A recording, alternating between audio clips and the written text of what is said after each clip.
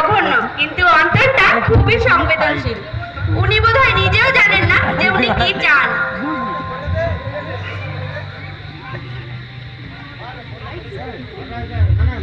মা পুতুল।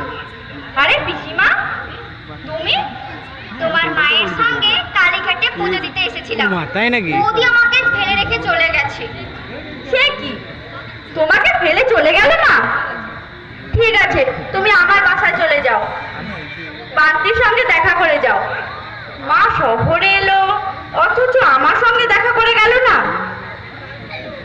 আগামীকাল তো তুমি বাড়ি যাবে, তাই হয়তো দেখা করেনি। আর তাছাড়া নারীর টান মা, নারীর টান, নারীর টান না থাকলে যা হয়। আর নিজের বাচ্চার জন্য যত মায়া, পরের বাচ্চার জন্য সে কি হয় মা? তার মানে? না রে মা, না রে মা, কিছু না। কথাটা আমার মুখ ফসকে বেরিয়ে পড়েছে। আমি তোর বাসায় যাচ্ছি, তুই কোথায় যাচ্ছিস যা। দাঁড়াও পিসিমা, আমি জানতে চাই তোমার কথার মানেটা কি। মায়ের সঙ্গে আমার নারীর যোগ নেই, তার মানে আমি মায়ের পেটে জন্মাইনি? মা পুতুল, তুমি আমাকে ক্ষমা করো মা, আমি গরিব।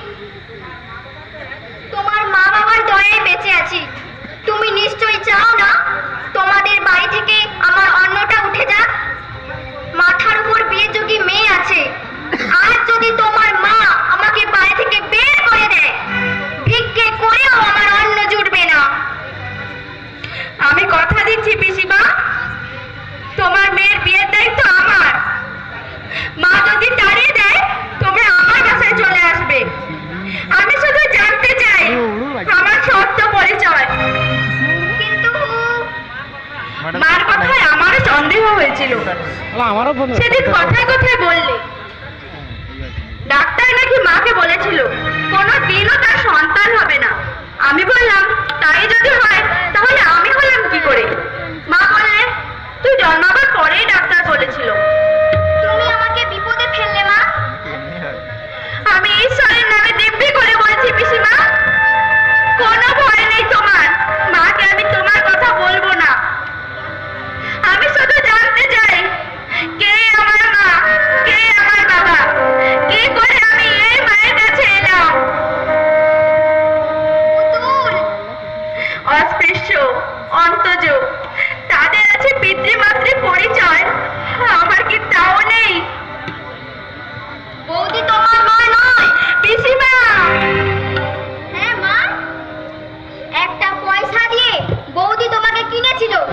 উনি তোমার এক পয়সার মা। আমার মা কোথায় আছে জানো? জানি, কিন্তু বলবো না। পিসিমা, তুমি লেখাপড়া শিখেছো, একটু খোঁজ খবর করলেই বুঝতে পারবে কোথায় তোমার নিজের মা। আর তাছাড়া তোমার মা মানে বৌদি আমাকে শপথ করে দিব্যি করে দিয়েছে তোমার মা বাবার পরিচয় কোনো দিনই ভুলেও তোমাকে বলতে না। কিন্তু তুমি আমাকে ক্ষমা করো পুতুল। বলবার উপায় যদি থাকতো আমি তোমাকে বলতাম। আমি বুঝতে পারছি তোমার বুকের মধ্যে এখন ঝড় বইছে, আর সেটাই তোর ভাইকে দে। এতদিন যাকে মা বলে জেনে এসেছো, সে তোমার মা নয়। এর চেয়ে বড় দুর্ভাগ্য আর কি হতে পারে? মন খারাপ করো না, কাজ ছেড়ে বাড়ি চলে যাও। সত্য একদিন প্রকাশ পাবে।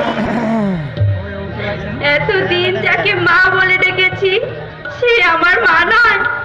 সে আমাকে একটা পয়সা দিয়ে কিনেছিল, একটা মানুষের বাচ্চার